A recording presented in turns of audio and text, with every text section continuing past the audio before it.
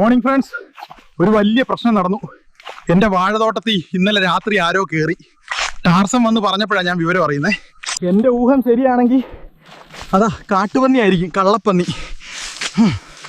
അവനെ എൻ്റെ കൈ കിട്ടിയ കണ്ട ഗൈസ്, എൻ്റെ വേലി പൊളിച്ചിട്ടിരിക്കുന്നത്. അപ്പോൾ ആ പന്നി അകത്ത് കയറിയിട്ടുണ്ട്. അയ്യോ, എൻ്റെ വാഴകൾ. ഈ കാൽപ്പാട് കണ്ടോ?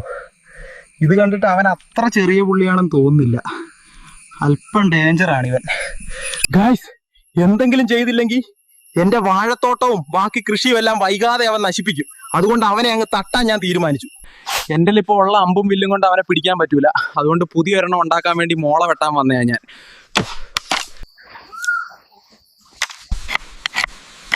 ഈ ഒരൊറ്റ അമ്പി തന്നെ അവൻ്റെ തലമണ്ട പൊട്ടണം. പകല് സമയം ഈ പാറക്കൂട്ടത്തിന് താഴെ എവിടെയോ ആണ് അവൻ്റെ താമസം. പന്നിയെ അതിൻ്റെ മാളത്തിൽ പോയി കൊല്ലുന്നതാണ് എൻ്റെ ശീലം. അവസാനം ഞാൻ കണ്ടുപിടിച്ച് ഗൈസ്, ഇതോ കണ്ടോ, അവിടെയാ പാറയുടെ അടിയിൽ അവൻ കിടക്കണേ. മൊട്ടനൊരു പന്നി. ഇത് നിന്റെ അവസാനത്തെ ഉറക്കമാടാ.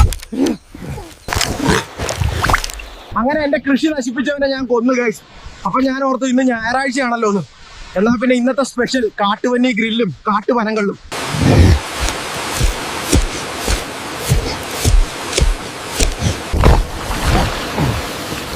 ഇതിനെയും എടുത്ത് അധിക ദൂരം ഒന്നും പോകാൻ എനിക്ക് പറ്റൂല ഗൈസ്. സോ ഇവിടെ തന്നെ ഇട്ട് ഗ്രില്ലാക്കാം. ഈ സ്ഥലം കൊള്ളാല്ലേ ഗൈസ്, എന്നാൽ നമുക്ക് ഇവിടെ തന്നെ ആക്കാം ഗ്രില്ല്. നല്ല ഒറിജിനൽ സ്മോക്ക് ടേസ്റ്റ് ഉള്ള ഒരു BBQ സെറ്റപ്പ് തന്നെ നമുക്ക് ഉണ്ടാക്കാം. ഇനി ഇവനെ എടുത്ത് നമുക്ക് തീയുടെ മേലെ വെക്കാം.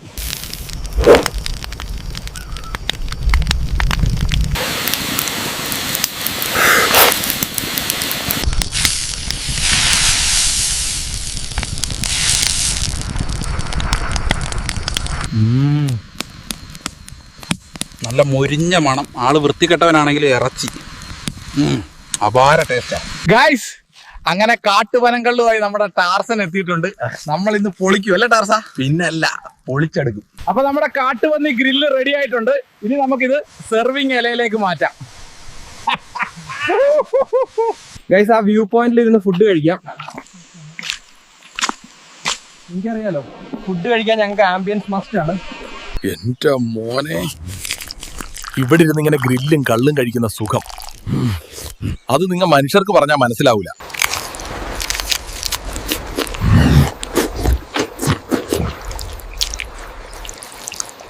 ഫ്രണ്ട്സ്, അപ്പൊ ഇന്നത്തെ വീഡിയോ ഇത്രയേ ഉള്ളൂ. പുതിയൊരു വീഡിയോയുമായി ഞങ്ങൾ വീണ്ടും വരും. ബൈ.